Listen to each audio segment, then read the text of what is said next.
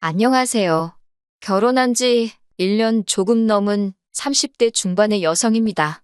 아이까지 있는 마당에 이혼을 결심한다는 게 쉬운 결정은 아니었지만 개념 없는 시어머니와 염치 없는 시동생 때문에 어쩔 수 없는 선택을 해야만 했네요. 학원에서 중학생들을 가르치던 저는 중소기업에서 일하는 남편과 소개로 만나 1년 정도의 연애를 하다 결혼식을 올리게 되었어요. 혼전 임신을 했기 때문입니다. 개인적으로는 제 이름으로 된 학원도 차리고 생활이 좀 더 안정이 되면 그때 결혼도 하고 엄마도 되고 싶었지만 생긴 애를 어찌할 수도 없으니 부부의 연을 맺게 되었습니다.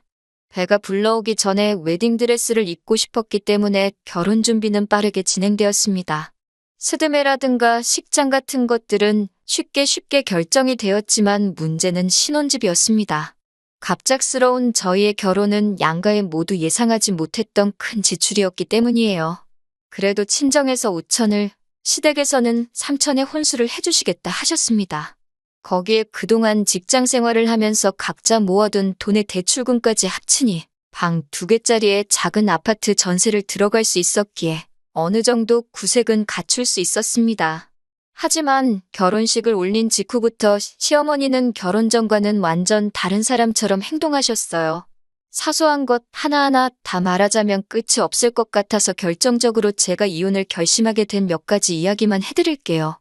신혼여행에서 돌아오고 2주 정도 지나지 않았을 때입니다. 지금 돌이켜보면 이때부터가 시작이었어요. 얼마나 서러웠는지 지금도 정확히 날짜랑 시간까지 기억이 나네요. 토요일 오후 4시 무렵이었는데 남편이 시어머니와 같이 집에 들어오더라고요. 학원 보충 수업을 마치고 집에 돌아와 편한 복장을 하고 쉬고 있었던 저에게 갑작스러운 시어머니의 방문은 반갑기만 한 것은 아니었습니다. 게다가 시어머니도 남편도 표정이 좋지가 않았고요. 무슨 안 좋은 일이 있었나 보다 싶어서 저도 덩달아 눈치만 보고 있었습니다.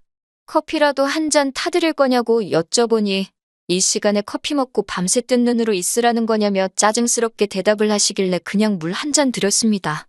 시어머니는 한동안 말없이 계시더니 저더러 며느리 돌이라고 들어본 적 있냐고 물으시더군요. 시어머니께서 며느리 돌이에 대해 이야기하신 건 이때가 처음이 아니었기에 왜 또 그러시나 싶었습니다. 시어머니의 의중을 알 수 없어 가만히 있었더니 당신이 사람을 잘못 봤다며 며느리로선 아주 빵점이라고 그러시는 거예요. 황당하고 어이가 없어서 제가 무슨 실수라도 했냐고 여쭤봤습니다. 남편은 시어머니가 무슨 말씀을 하고 싶어 하는지 아는 눈치였지만 딱히 저를 도와줄 생각은 없어 보이더군요. 시어머니는 다시 저를 노려보시더니 멀쩡하기만 하고만 이렇게 늘어져 있으려고 안 온다고 한 거냐고 사부치셨습니다. 그제서야 시어머니가 왜 언짢으신 건지 짐작이 가더라고요. 신혼여행에서 돌아오자마자 바로 시댁에 들려 인사를 드렸는데 그날은 어버이날 3일 전이었어요. 한 주에 2번이나 찾아뵐 필요는 없는 것 같았고 몸도 너무 피곤했으며 무엇보다 시댁과 저희 신혼집은 차로 3시간이 넘는 거리였기 때문에 저는 남편에게 어버이날엔 찾아뵙지 말자고 했습니다. 남편도 그러자며 시부모님께는 자기가 말씀드린다고 했고요. 이튿날 남편의 전화를 받은 시부모님께선 저에게 따로 연락을 해오셨습니다. 그 다음 주 주말에 오면 되겠다면서요. 하지만 한 주 한 주 시간이 지날수록 몸도 무겁고 멀미도 심해져서 도저히 내려갈 자신이 없었기에 정중하게 어려울 것 같다고 말씀드렸습니다. 이해해 주실 줄 알았는데 이해는커녕 시부모님은 며느리가 감히 시부모의 뜻을 거슬렀다며 분개하고 계셨던 거지요. 시어머니는 저더러 배도 얼마 나오지도 않았는데 만삭 임산부 흉내라도 내냐면서 화를 내셨습니다. 일할 정신은 있고 시부모 보러 올 정신은 없냐면서 돈밖에 모른다고 하시더군요. 그런 저를 보고 뱃속에 애가 뭘 보고 배우겠냐는 소리도 하셨고요. 말 한마디가 비수가 돼서 가슴에 내리 꽂히는 기분이었습니다. 남편은 그런 시어머니에게 제가 아직 어려서 그렇다며 앞으로 하나씩 잘 가르쳐 주라고 했습니다. 시어머니더러 제 정신머리 교육을 똑바로 해주라면서요. 남편은 시어머니로부터 저를 지켜주는 게 아니라 오히려 저를 바보로 만들고 있었습니다.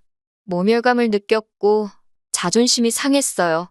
도무지 그런 소리를 듣고 가만히 있을 수 없어서 어머님께 만약에 어머님 아들이 돈을 잘 벌어왔으면 제가 일을 쉬었을 거고 그러면 시댁에도 내려갈 수 있었을 거라며 따졌습니다. 시어머니는 저더러 못하는 소리가 없다며 지금 저더러 지금 돈 번다고 유세 떠냐고 고함을 치시더군요. 저는 소리 지르지 마시라고 애기가 다 듣는다고 유세 좀 떨면 안 되냐고 맞받아쳤어요. 그리고 그 순간 갑작스러운 복부의 통증 때문에 제가 아랫배를 부여잡고 쓰러지듯 넘어져 버렸습니다. 그제서야 남편도 정신을 차렸는지 시어머니더러 택시 불러줄 테니 얼른 가시라 그러더군요. 그 길로 119를 불러 저는 병원 응급실로 향했습니다. 다행히 뱃속 아기는 무사했지만 한동안 조심하고 절대 안정을 취하라는 의사 선생님의 말씀이 있었어요. 친정 부모님도 그까짓 어버이날이 뭐가 그렇게 중요하다고 며느리를 잡들이를 하냐면서 남편에게 크게 화를 내셨습니다.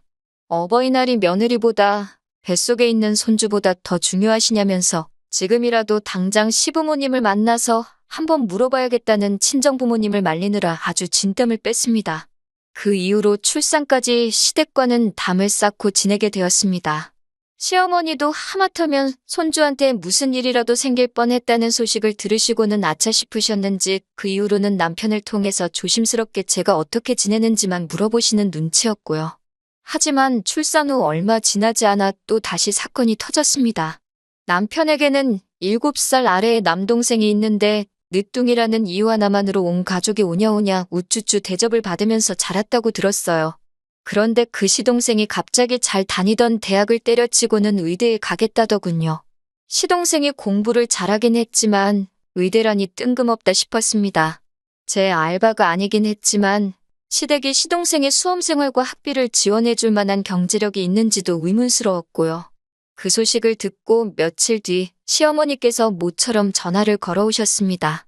시동생이 가고 싶어하는 의대가 서울에 있다며 주말에 한번 같이 가보려고 하신다면서 대학 탐방이 끝나면 저희 부부랑 같이 저녁이나 먹었으면 좋겠는데 어떻겠냐고 물어보시더군요.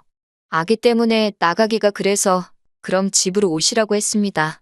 집에서 적당한 배달 음식을 시켜 먹으면 될 것 같더라고요. 그렇게 주말이 되었고 시어머니와 시동생 그리고 저희 부부가 같이 저녁 식사를 하게 되었습니다. 시어머니는 낮에 다녀온 학교 이야기를 하시면서 학생들이 다 똘망똘망해 보이고 캠퍼스도 얼마나 크고 좋은지 학교가 아주 멋지다면서 당신 아들이 거기서 공부할 걸 생각하니 가슴이 벅차다고 하셨습니다. 제가 못된 건지는 모르겠지만 하다못해 시동생이 수험 생활을 시작한 것도 아니고 어느 날 갑자기 의대를 가야겠다고 했을 뿐인데 시어머니가 너무 김칫국부터 드시는 거 아닌가 싶더라고요. 물론 한편으로는 저도 자식을 낳아서 그런지 자기 자식이 제일 이쁘고 잘나 보이는 시어머니의 마음을 조금 이해할 수 있을 것 같기도 했고요. 그러더니 시어머니가 갑자기 저희 부부에게 저희의 역할이 중요하다며 도와줄 수 있겠냐고 물으셨습니다. 시동생이 수험 생활을 노량진에서 하고 싶어 하는데 자취방 구하기가 쉽지 않다면서 딱 2달만 데리고 있어달라고 하시더군요. 2달 안에 방을 구해서 내보낼 거라며 더도 말고 덜도 말고 딱 2달만 데리고 있으라고요. 차라리 뭐 반년이라던가 수험기간이라고 하면 너무 길다는 핑계로 안 된다고 손살이라도 쳐볼 텐데 2달이라고 사정을 하시니 안 된다 소리가 쉽게 안 나오더라고요. 시동생은 자기는 새벽에 학원 가고 학원 끝나면 집에 와서 잠만 잘 거라며 2달만 신세 좀 지자고 하더라고요. 남편은 제 눈치만 살살 보고 있을 뿐 아무 말도 없었고요. 저는 시어머니께 2달이라고 정말 딱 2달이라고 몇 번을 확인했습니다. 시어머니도 걱정 말라고 당신은 약속한 일은 하늘이 두 쪽 나도 지킨다고 하셨기에 그 말을 믿었습니다. 남편마저 그럴 리 없지만 자기 어머니가 약속을 안 지키면 자기가 시동생 멱살을 잡아서라도 밖으로 던져버릴 테니 한 번만 도와달라고 하더군요. 그렇게 며칠 뒤 시동생이 자기 짐을 바리바리 싸들고 저희 집으로 올라왔습니다. 수험 생활하러 온 사람치고는 옷하고 신발이 참 많더라고요. 저도 학원에서 수험생을 가르쳐봤기 때문에 솔직히 학생의 자세나 태도를 보면 어느 정도 하겠구나 파악이 되거든요. 그런데 시동생은 제 경험에 의했을 때 절대 결과가 좋을 것 같지 않았습니다. 아니나 다를까 얼마간 지켜보니까 공부는 뒷전이었고 여자들을 만나러 다니는 것 같았습니다. 하지만 남편도 가만히 있는데 다 큰 시동생한테 이래라 저래라 하고 싶지도 않고 간섭한다 소리도 듣기 싫어서 모르는 척 해줬습니다. 약속한 대로 2달만 지나면 나갈 텐데 뭐하러 큰 소리를 내고 문제를 일으키겠어요. 무엇보다 제 딸 하나 돌보고 키우는 것도 일이었으니까요. 그런데 한 달 정도 지나서는 만나던 여자랑 잘 안 된 건지 갑자기 이제 마음 잡고 공부를 하겠다고 했습니다. 늦게라도 정신을 차려서 다행이다 싶기는 했는데 문제는 시동생의 학원은 집중이 안 된다며 집에서 공부를 해야겠다는 거예요. 그로 인해 남편 출근하고 나면 집에는 저랑 딸애 그리고 시동생 이렇게 셋만 남게 되었고요. 그 상황이 얼마나 불편하고 어색한지 겪어보지 않은 사람은 모를 거예요. 일단 옷 하나를 입어도 편하게 입을 수가 없었고 생리현상을 해결하는 것도 불편했어요. 특히 화장실 문제는 그 중에서도 가장 큰 골칫거리 중 하나였어요. 집이 작아서 화장실이 하나뿐이었는데 시동생은 남편과는 달리 청결과는 거리가 먼 사람이었습니다. 물도 잘 안 내리고 휴지도 아무데나 버리고 뭐라고 하면 깜빡했다며 실실 웃어넘기기 일쑤였습니다. 남편한테 한 소리 하라고 하면 늘 뒤치다꺼리를 가족들이 해버릇 해줘서 그렇다며 저더러 조금만 참아달라고 하더군요. 2달 금방 간다면서요. 시동생은 또 야식을 그렇게 좋아하는 사람이었는데 야식은 항상 라면이었습니다. 라면만 먹고 끝나는 게 아니라 찬밥도 한 그릇씩 꼭 말아 먹었어요. 툭하면 딸애가 잠들 시간에 부엌에서 달그락거리며 라면을 끓여대는 것도 열받아 죽겠는데 형수 찬밥 없냐고 불쑥불쑥 안방문을 열고 물어봐대니 정말 패주고 싶었습니다. 결국 제발 저를 귀찮게 좀 하지 말라는 뜻으로 일부러 찬밥을 만들어서 냉장고에 넣어놓기 시작했습니다. 뿐만 아니라 시동생이 언젠가부터 아침밥을 달라고 하더라고요. 하지만 저도 남편도 아침밥을 먹는 사람이 아니었기 때문에 저는 밥을 대신할 만한 시리얼이랑 간편식 몇 가지를 집에 챙겨두었습니다. 제 딴에는 나름대로 최선을 다해서 챙겨준 거였지요. 진짜 문제는 2달이 지나도 시동생은 전혀 나갈 생각이 없어 보였다는 거예요. 알아서 나가주길 바라던 저는 결국 2달하고 일주일이 되어갈 무렵 시동생에게 언제 나갈 생각이냐고 물었습니다. 시동생은 뻔뻔한 얼굴로 아무래도 좀 더 있어야 될 것 같다고 하더라고요. 집도 너무 비싸고 저희 집에 있으니까 돈도 안 들고 너무 좋다면서요. 어이가 없어서 그럼 우리 부부는 어떻게 하냐고 어린 조카 방을 계속 쓰겠다는 소리냐고 물었습니다. 시동생은 지금처럼 계속 이렇게 살면 되는 거 아니냐고 그리고 갓난아기가 왜 방이 필요하냐면서 저를 오히려 이상한 사람 취급하더라고요.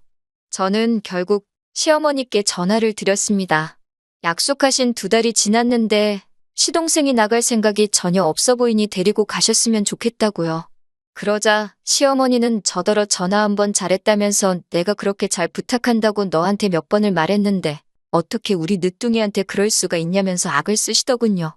무슨 말씀이시냐고 제가 뭘 잘못하기라도 했냐고 그러자 우리 늦둥이 아침밥도 안 주고 뻑하면 찬밥이나 먹이지 않았냐면서 당신이 모를 줄 알았냐고 소리를 치셨습니다. 저도 가만히 듣고만 있을 수는 없었어요. 갓난 아기 있는 집에 다 큰 성인 남성을 무책임하게 맡겨놓으시고는 이제 와서 제가 굶기기라도 했다는 식으로 나오시면 곤란하다고요.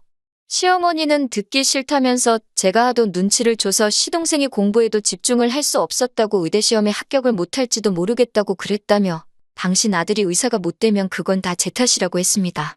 다시는 저랑 안 보고 사실 거라고요. 그날 밤 낮에 시어머니와의 전화를 곱씹으면서 도대체 어떻게 하는 게 좋을지 고민에 고민을 거듭했습니다. 저도 시어머니랑은 안 보고 사는 게 더 편하니까 그건 고민거리도 아니었어요. 하지만 저 때문에 시동생이 의대를 못 갔다는 희대의 개소리는 듣고 싶지 않았어요. 결국 고민 끝에 남편에게 털어놓았습니다. 남편의 반응을 보고 시어머니와 인연만 끊을지 아예 이혼을 할지 정할 심산이었어요. 남편이 제 편에서 말해주기를 간절히 바랬습니다. 이혼만큼은 솔직히 하고 싶지 않았으니까요. 그런데 남편은 제 마음도 모르고 시동생이 그렇게 잘못된 길로 가면 형수로서 한마디 하지 그랬냐고 제 탓을 하더군요. 제 친동생이어도 그렇게 내버려 뒀겠냐면서 서운하다고 했습니다.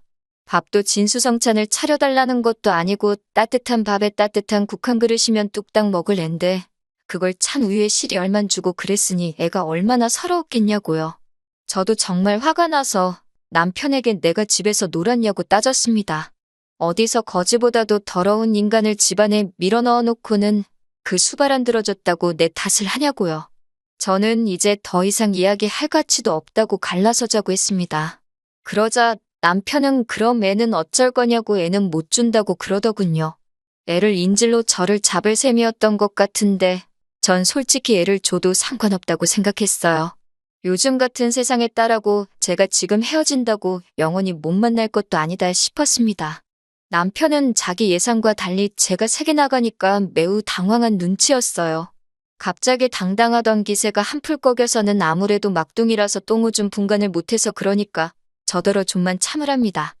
의대 못 간다고 설마 누가 정말 제 탓을 하겠냐면서요. 하지만 남편의 속마음을 이미 알아버린 상황에서 제 마음은 차게 식어버렸습니다. 결국 아이는 제가 키우고 양육비 대신 지금 사는 전셋집 보증금을 전부 제가 갖는 조건으로 이혼을 하게 되었습니다. 남편도 그제서야 시어머니와 시동생 때문에 자기가 이혼남이 된 거라며 그 둘에게 울분을 토했던 것 같더라고요. 하지만 이제 더 이상 제 알바가 아니었지요. 남편이 아무리 울며불며 사정해도 그 집구석으로 두 번 다시 제 발로 직접 들어갈 생각이 없으니까요. 이제라도 제 인생을 찾았으니 제 인생에 충실하게 살아야겠습니다. 짧은 시간이었지만 아마 제가 평생을 희생했어도 그 집에서는 사람 대접이 아니라 식모 대접도 겨우 받았을 거라는 생각이 들어요. 인생의 큰 결정을 내린 만큼 후회가 없도록 우리 아이와 함께 행복한 미래를 위해서 노력해야겠어요. 긴 이야기 들어주셔서 감사합니다.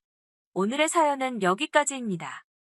구독과 좋아요, 알람 설정해주시면 앞으로 더 좋은 사연으로 찾아오겠습니다. 감사합니다.